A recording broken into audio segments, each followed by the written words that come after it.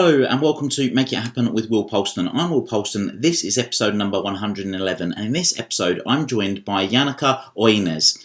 Jannecke is a former musical theatre artist who followed her dream and founded the company Wisdom from North, a Nordic platform for accelerated inner growth and empowerment. Here she offers inspirational videos with highly respected teachers, her own video blogs and an online magazine, an online membership, online courses and live events. Over 56,000 people follow her YouTube channels and she's reached almost 7 million views. And in this episode, we're going to be talking about how your difficulties can be a gift. So Jannecke, welcome to the show. Thank you so much, Will. It's a pleasure being here. I'm really looking forward to the conversation. Last time we spoke wasn't actually that long ago.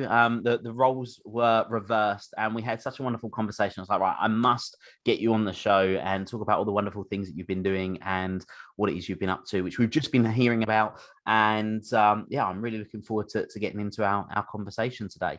So one of the things that I know has become, I suppose, a mission, a passion for you is bringing some of the best people on the planet in terms of their knowledge and wisdom and sharing that with people around the world, specifically around certain topics in the form of sort of inner growth, spirituality, metaphysics, and enabling people to benefit from those modalities. But in my experience, nobody ever does something like that unless they've had their own experience of it first and it has an impact on them in some way. And I'm going to assume that you're not the exception in this instance. No, I'm not. I think those who are spiritually seeking and are really curious about why they're here and asking these big questions, it comes from a place. And for me, it comes from that I was very lost in life. I had a clear direction from when I was 7 years old. I landed the role of little Cosette in Les Miserables. And I've always loved Les Miserables. It does something to me. I watched it actually first time in London in 1985. And I was like, I gotta have that role. And then it came to Norway and I got that role. And then my career as a musical theater artist or a child star started. So I just landed role after role. And my dream was so clear. I was going to be a musical theater artist on West End. So my whole life was steered towards that. I studied English in school and I went to theater school in high school, like with a musical direction. And everybody was like, oh, it must be so great to know what you're going to do in life. But then something happened. When I landed at the role of Rizzo in Greece, I was 20 years old. My success just continued also as an adult. And right after that, I landed the role of Audrey in Little Shop of Horrors at one of the biggest theaters in Oslo, in Norway. And then I got nodules on my voice. So I was so hoarse, I couldn't sing and I didn't know what was wrong. And I went to the doctor and realized that I had severe damage on my vocal cords. And then everything fell apart because I had planned out my whole life. And there I was, I couldn't sing and not speak. So I was ordered not to speak and they didn't know when my voice would be good again. So I fell down into deep depression because all of a sudden I had lost my identity. I didn't know who I was. Because just on that note quickly, so you mentioned about playing little Cosette in Les Miserables, but you were also Annie in Annie. You were Dorothy in The Wizard of Oz, so this wasn't this had been your whole identity growing up. I mean, you were a child star doing what you loved and living your dream, right? So this was a huge shift when that happened in the early 20s, in your early 20s. It was, and it was also all the attention that I got when I was young. Even though I shared the role with other girls, I always got the premiere night. I always heard, you're the best, you're the best. And this is not to boost. It's just to give a picture of what this little child had to deal with. So I was praised so much, but inside there was a feeling of being an imposter. inside, I didn't feel that great. And I didn't know how really to be just Jannecke as a young child. Who was I at school? Because I heard from my parents that, keep your feet on the ground, because in Norway and Scandinavia, we have this jante law. You're not supposed to believe you are more than you are, or more than anybody else. So keep your feet on the ground. Don't become a prima donna. So I tried to be great at stage, and in school I tried to just be very normal. So I got this split inside of myself. I was very focused on doing what the adults, the directors, the producers wanted me to do, be cute and all of that. But I lost myself along on this journey. And when everybody said that, oh, you're going to be a great actress, I hoped that that was true. But inside, I had this fear that maybe I'm not as good and as great as everybody thinks. So when I then lost my voice, that sort of proved that, oh, but who am I now? I'm nobody, because I can't sing. And what am I supposed to do now? And my acting talents, I never believed in myself in that area, actually. Like, I was sort of okay, but not as good as I need to be. So then I felt that God and the universe had deceived me, and that I didn't have a purpose. So this depression lasted a couple of years where it was just gray. It was like I didn't want to get out of bed because I didn't have a reason to, because I really felt that my purpose on this planet was to be a musical theater artist, because that was who I was. What am I going to do now?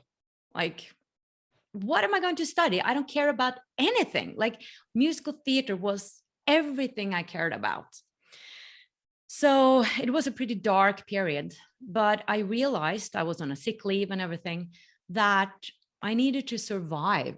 So how would I survive? I started going out into the woods. I started running. And when you start exercising, it does something with your chemistry in your brain. So it actually helped me raise my frequency a little bit. And then I remember that it was this moment when the sun was shining on my cheek and it felt really good. And I was like, that feels good. So that must mean that I care a little bit about myself. And then I started studying metaphysics. And I listened to Oprah Winfrey, who said that you are powerful. And I remember I thought that, is she talking about me? Like, or everybody else? She must be talking about me as well. And she talked about this power that we have inside. And I started getting curious. Maybe I do have some power, whatever that is.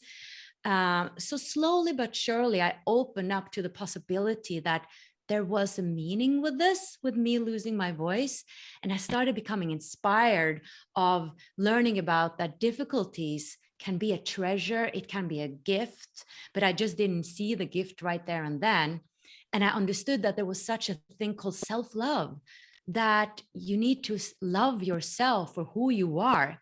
So I saw that maybe I need to see that there's value in me without me having to perform.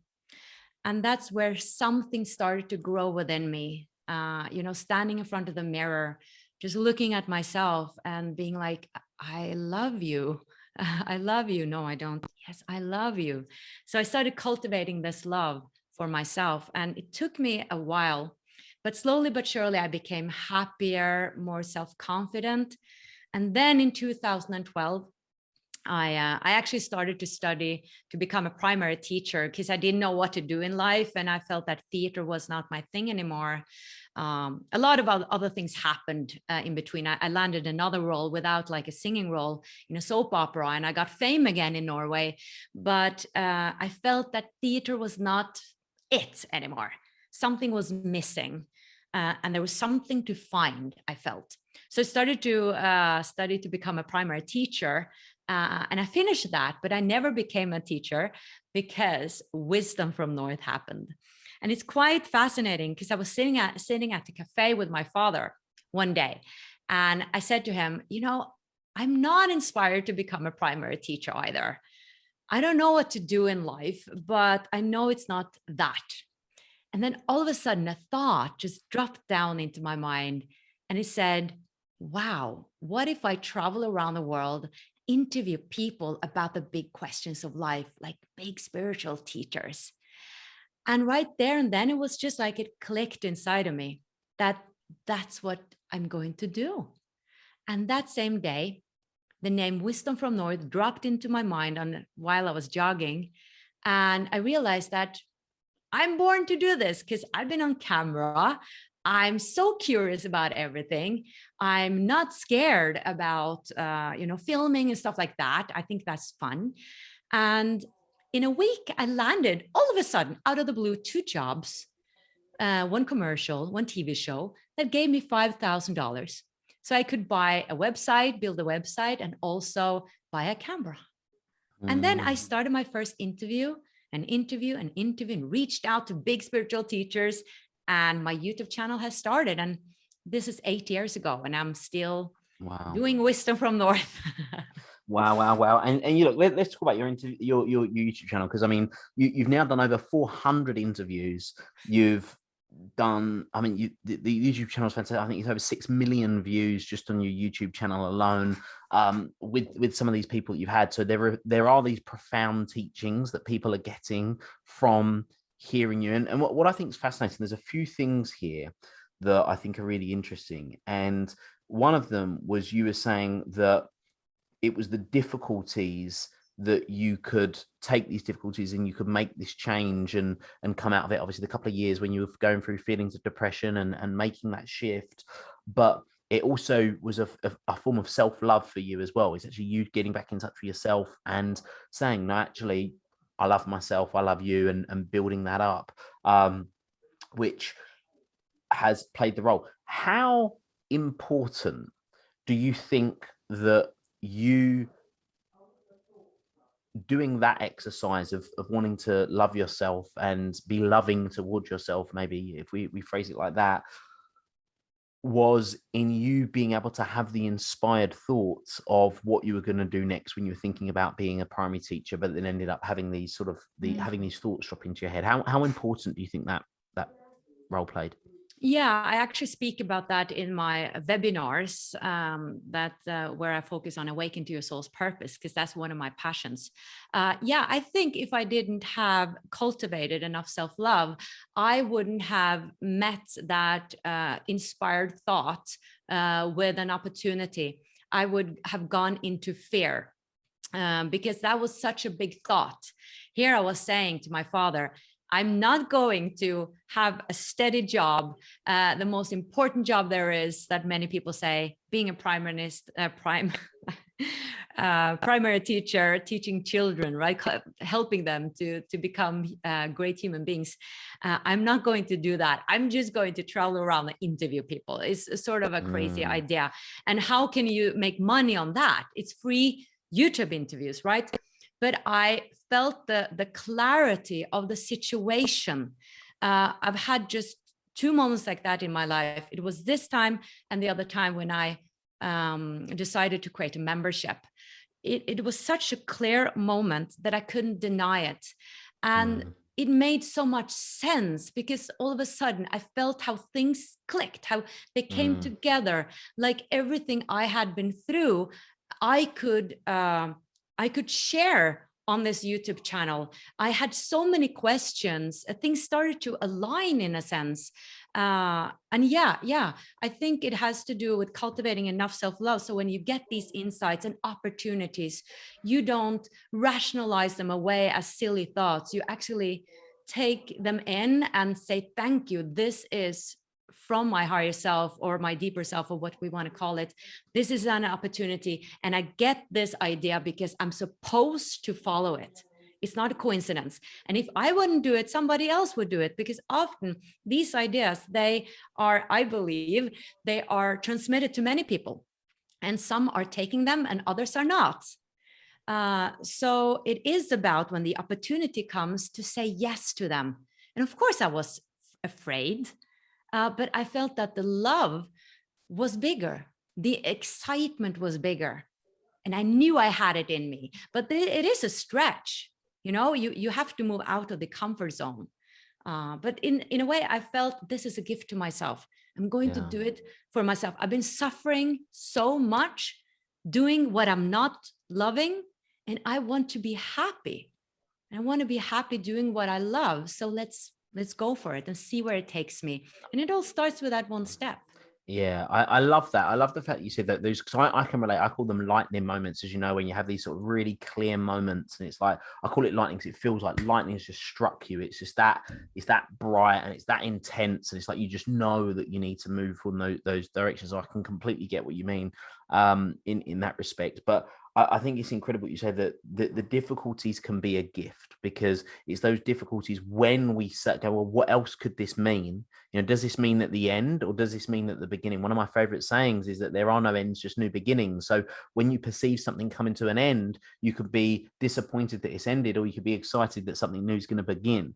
And that in itself is very, very powerful. But the thing that I think is particularly interesting, you said about being a primary teacher, you just said a moment ago that I thought there was nothing better than educating children on how they can grow up and what they can do in their life. Well, now you're doing the same, but you're just not educating children. You're educating adults from all different ages on how they can evolve and develop and transform. So transformation is something that's really quite important for you, is about getting people to get these transformations, which I suppose is one of the reasons why you have some of these incredible spiritual teachers that come on the show. I'm curious to ask, what is spirituality for you? Wow, that is big questions. What is spirituality in general, right? But you ask what it is to me, which is a relief, because I actually don't know what it is. It is different than religion, I would say. It has nothing to do with religion, because religion to me is very ordered and there's dogma, and there's a lot of like, do this or this happens. There is a lot of fear-based mentality within religions, and I that's not for me. Spirituality for me is a way of living. It's a lifestyle, and the way of living is having an open mind, being curious. It's about embracing all of life, all of who you are, no judgment. And it's about love. And it's also that soul perspective. So I haven't met one spiritual person that says I'm spiritual that don't believe in life after death. So it has to do with that soul perspective, that we are here as souls having a human experience, and that life goes on based on that we are energy, and energy cannot die, it can only transform. And there's a deeper reason for my incarnation.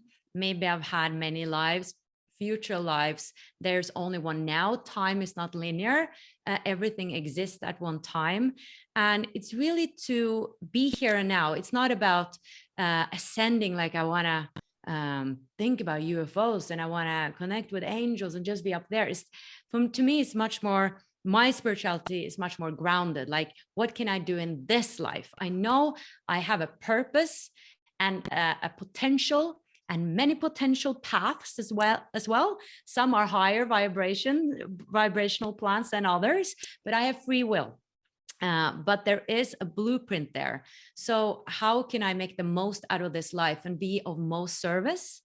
So that's like the overall perspective. And also when I get triggered, or when I'm sad, or I have issues and circumstances that are difficult, what can I learn? What does spirit or my higher self or my soul want me to look at? So I think that life mirrors back what we have inside of us. So when, for instance, if I attract a difficult relationship, what is it in that relationship that can tell me what's going on within me? So instead of looking at myself as a victim, that it just happened again, I met this guy, blah, blah, blah, blah, and the same happened, or, oh, I attract that situation, or why do I always struggle with money, or whatever it is. It's just examples to look at it like, how did I co-create this situation? What am I to learn here?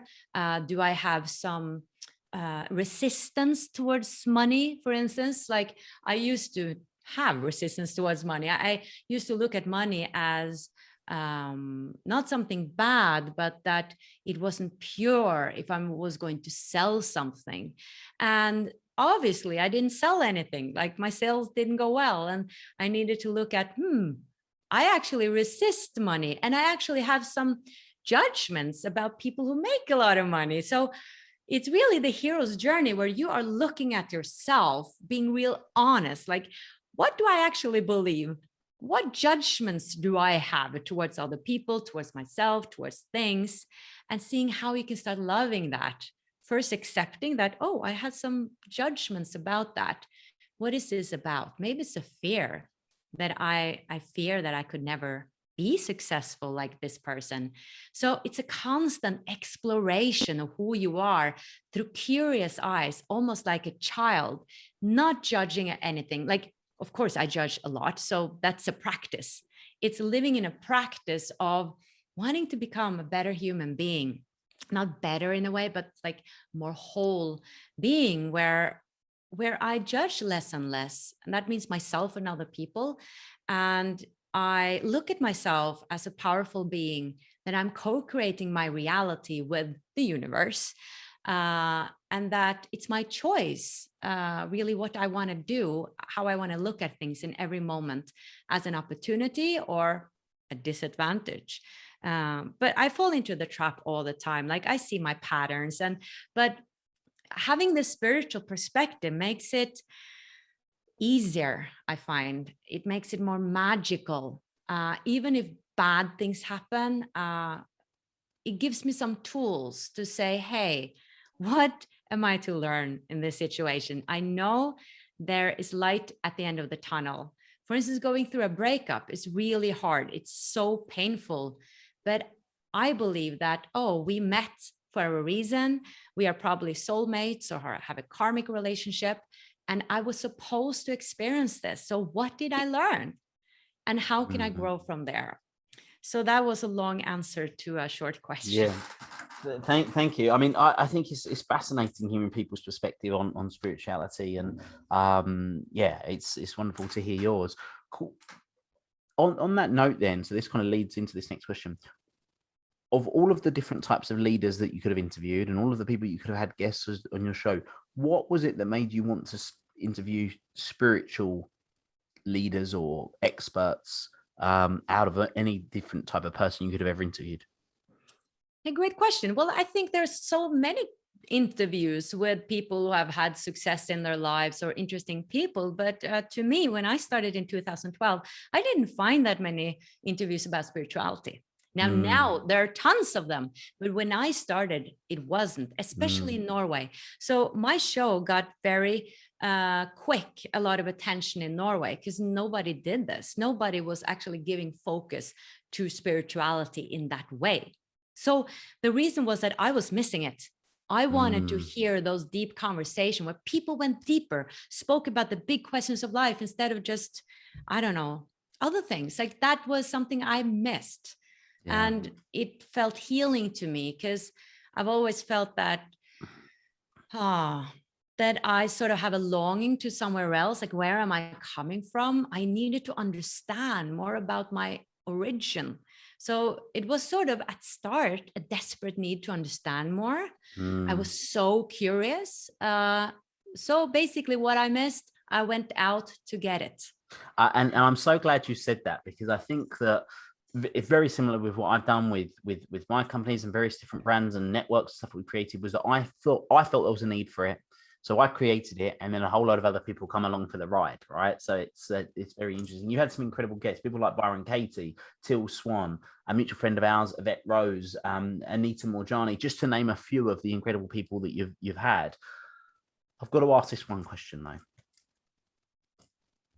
With over 400 people you've interviewed, what has been sort of some of the most standout, profound lessons that you've personally taken from these people you've interviewed over this period of time that have made a big difference to you, that we can then share with the people listening to this today?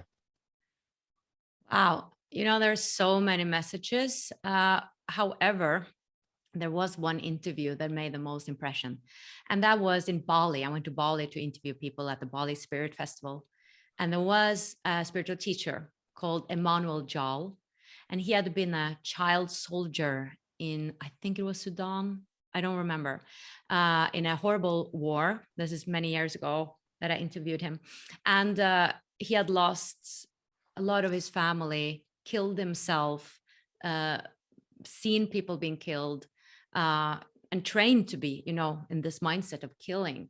And the way he explained how he transformed his darkness and how he met his demons, he called the demons, when he started to wanting to become a better person, how he transformed, how he was able to transform his, what is it called when you are mind, when someone does something to your mind, what is that word again? When they like brainwash? Yeah. Brainwash. Like he was working with this brainwashed mind and met all these demons. And then all of a sudden he, I don't know how he did it, but he managed to change it all to love. And now he's like the most loving, beautiful person who shares love wherever he goes. And I was crying through that interview because to me, it showed that even the darkest darkness can be transformed into light. Because sometimes in my life, when I was at my darkest moments, I felt that there's no use. I can never be happy. It will always be like this because I have these thoughts or these beliefs. I can never change. And I really saw that everything can be turned around, everything. So yeah, that was what made most impression out of all those interviews.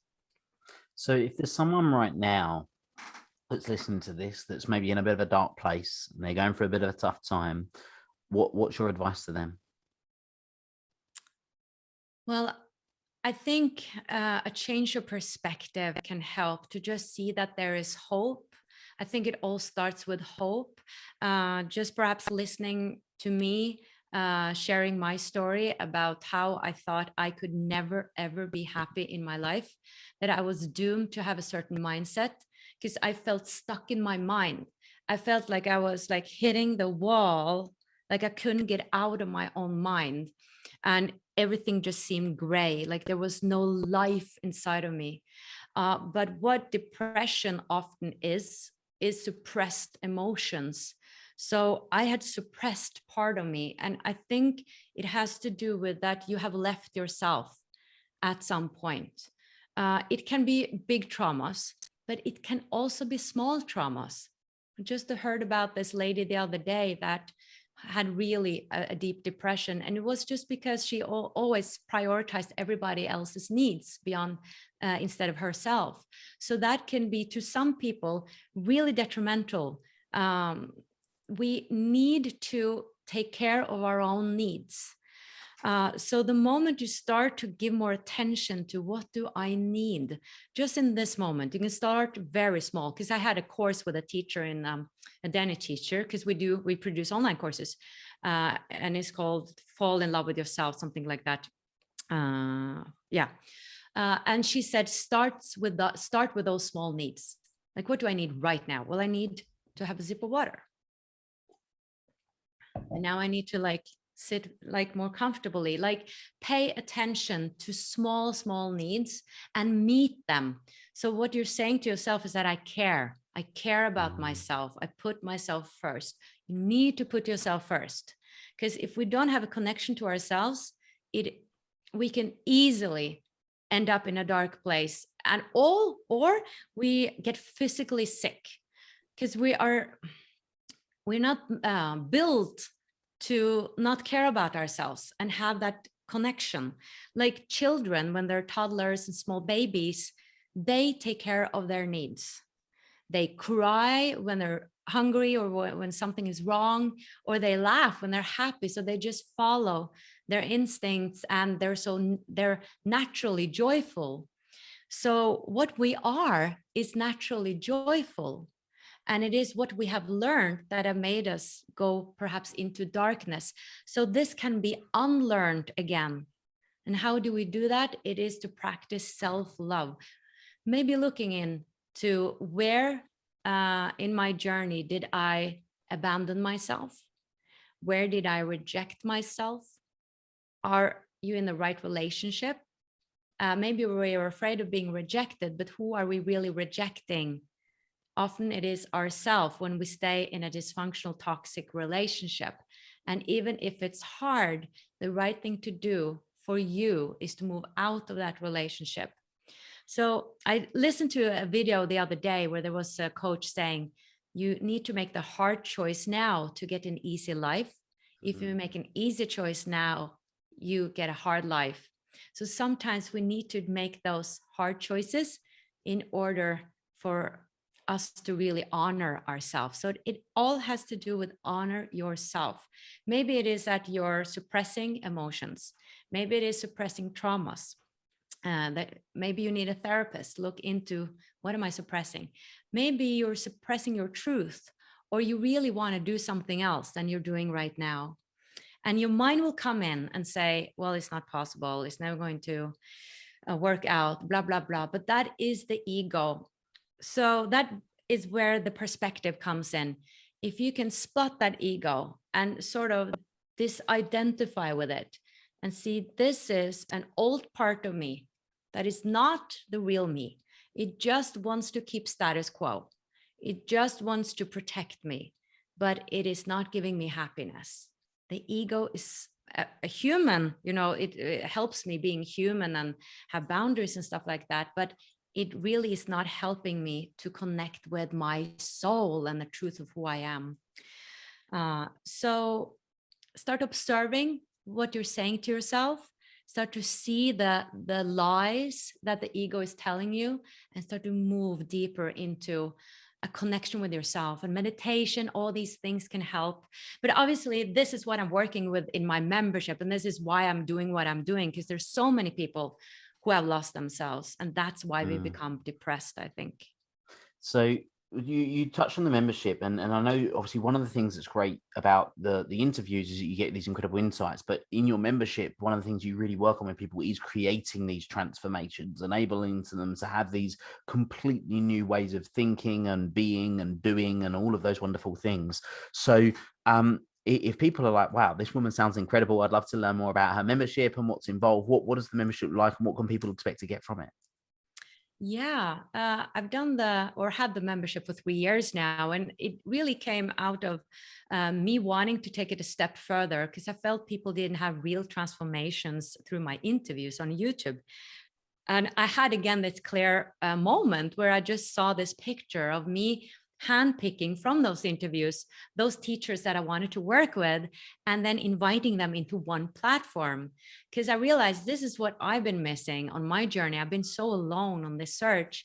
And what if our members can get everything in one place, not needing to go there or there for a meditation, and there to find that teacher and that teacher.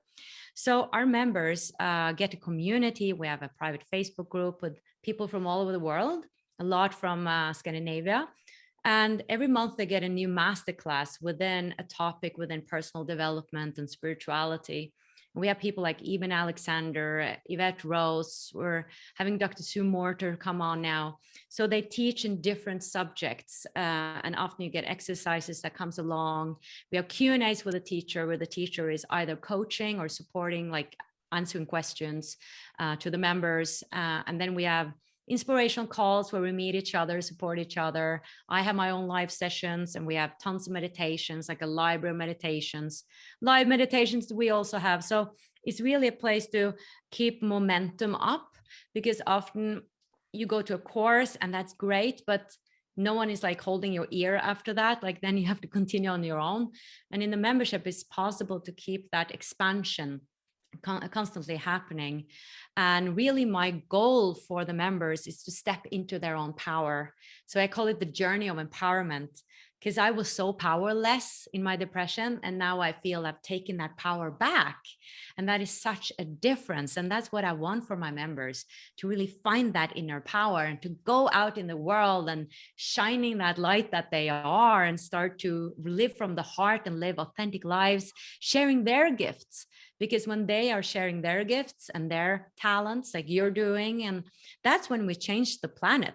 It's not when we're dimming our lights or being a place where we don't want to be. It's really moving through that comfort zone And it's much easier when we do it together and when we're not alone, to get that support. So it's a really beautiful community. And I learned so much from the masterclasses myself. Like, we have a masterclass now called Falling in Love with Life. And there was a Danish teacher who was also in a depression. And after that, she had like this big awakening where she just saw love in everything. She had like a shift of consciousness. And she's teaching this with such grace and warmth.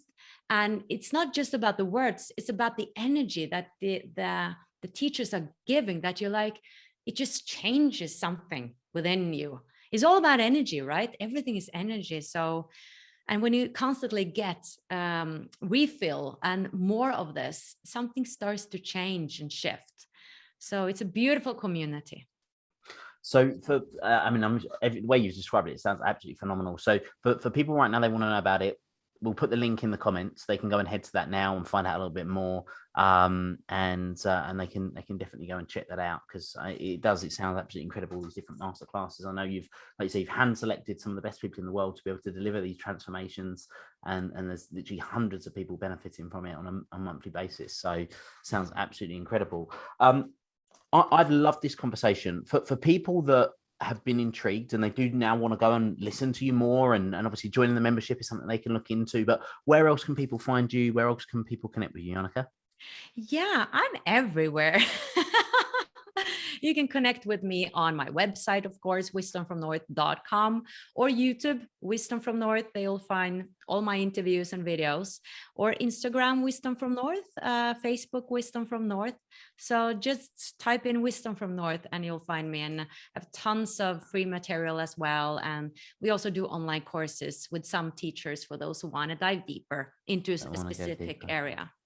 Wonderful. Well, look, guys, definitely go and check that out. Definitely go and connect with Jannecke. Like I say, I highly recommend listening to the different interviews and even getting the clips of it on Instagram and whatnot, and on LinkedIn, those various different places. Definitely go and connect with her there. Jannecke, it's been fantastic. I've loved our conversation. Thank you so much for coming on as a guest, and I really look forward to catching up with you soon. Thank you so much for inviting me. It's been an honor. Absolute pleasure. And everyone that's been listening, go and check out Jannecke. Go and head to those links now. And until next time, make it happen. Thank you for listening to this episode of the Make It Happen with Will Polston podcast. Make sure you join Will's free Facebook group, the Make It Happen community. Please support the show by subscribing on iTunes, Spotify, Stitcher, SoundCloud, or Google Play. Share this episode with at least one friend you think would benefit from it, and give Will a 5-star review wherever you download your podcasts. Until next time, make it happen.